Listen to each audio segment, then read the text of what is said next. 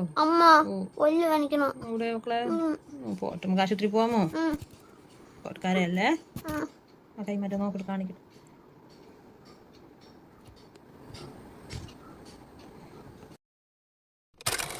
Hello, എല്ലാവർക്കും സുഖമാണല്ലോ.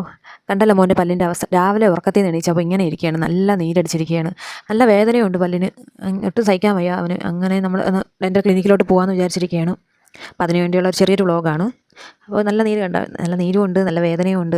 പെട്ടെന്നായിരുന്നു. അപ്പോൾ അന്ന് പോയി കാണിക്കാൻ സഹിക്കാൻ പറ്റുന്നില്ല. ഉപ്പുവെള്ളമൊക്കെ പിടിച്ചു നോക്കി, പക്ഷേ കുറയുന്നില്ല. അപ്പോൾ എന്തായാലും പോയി കാണിച്ചിട്ട് വരാമെന്ന് വിചാരിച്ചു. ഡോക്ടർ എന്ത് പറയുന്നത് അറിഞ്ഞുകൂടാ. അപ്പോൾ എന്തായാലും നമുക്ക് പോവാം. ഞാൻ തന്നെയാണ് കൊണ്ടുപോകുന്നത്, വീടിൻ്റെ അടുത്തുള്ളൊരു ക്ലിനിക്കിൽ തന്നെയാണ് പോകുന്നത്. അപ്പോൾ എന്തായാലും ഡോക്ടറെ കണ്ടു നോക്കാം. സഹിക്കാൻ വയ്യാത്തതുകൊണ്ടാണ് കൊണ്ടുപോകുന്നത്. എന്ത് ചെയ്തിട്ടും അവന് മാറുന്നില്ല. അപ്പം ബോർഡ് വെച്ചിട്ടുണ്ടായിരുന്നു നേരത്തെ, അപ്പോൾ അതാണ് ഇപ്പോൾ ഇരുന്ന് വേദനിക്കുന്നത്. അപ്പം എന്തായാലും ക്ലിനിക്കിൽ പോകും മുമ്പേ അവന് എന്തെങ്കിലും വാങ്ങിച്ച് കൊടുക്കണമെന്ന് പറഞ്ഞാൽ അവന് ഹോർലിക്സ് മതിയെന്ന് പറഞ്ഞു. അങ്ങനെ ഒരു കുഞ്ഞ് കടയിൽ കയറി. അപ്പോൾ അവനൊരു ഹോർലിക്സും വാങ്ങിച്ചു, എനിക്കൊരു കോഫി വാങ്ങിച്ചു.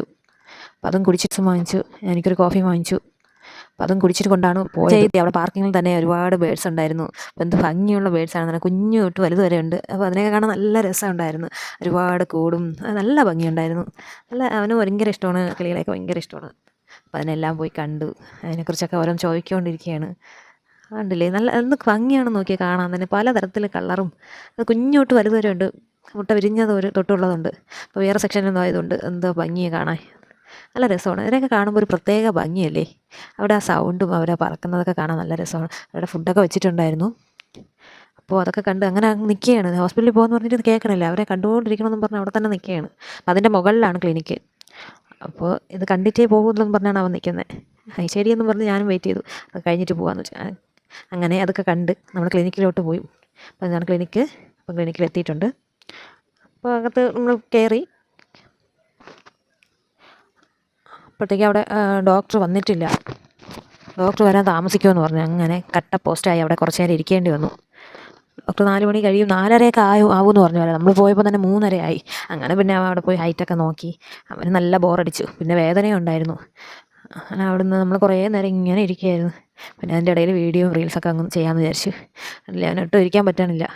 എന്ത് ചെയ്യാൻ, ഡോക്ടർമാരെ വെയിറ്റ് ചെയ്തല്ലേ പറ്റുള്ളൂ. അങ്ങനെ ഇങ്ങനെ ചുമ്മാ പോസ്റ്റ് ആയതുകൊണ്ട് ഇങ്ങനെ വീഡിയോ റീൽസൊക്കെ എടുത്ത് അങ്ങനെ ഇരിക്കുകയായിരുന്നു. കുറേ നേരം, 1 മണിക്കൂർ വരെ അവിടെ വെയിറ്റ് ചെയ്യേണ്ടി വന്നു. അങ്ങനെ അത് കഴിഞ്ഞിട്ടാണ് ഡോക്ടറൊക്കെ വന്നതും. അപ്പോൾ ഡോക്ടർ വന്നിട്ട് അതിൻ്റെ അകത്ത് കയറിയ വീഡിയോ ഒന്നും എടുക്കാൻ പറ്റിയില്ല. അപ്പോൾ ഡോക്ടർ പറഞ്ഞ് നല്ല പഴുത്തിരിപ്പുണ്ട് പല്ല്, നമ്മൾ പോട് അടച്ചിട്ടുണ്ടായിരുന്നു, അപ്പോൾ അതിരുന്ന് പഴുത്തതാണ്, അപ്പം ഒന്നും ചെയ്യണ്ട.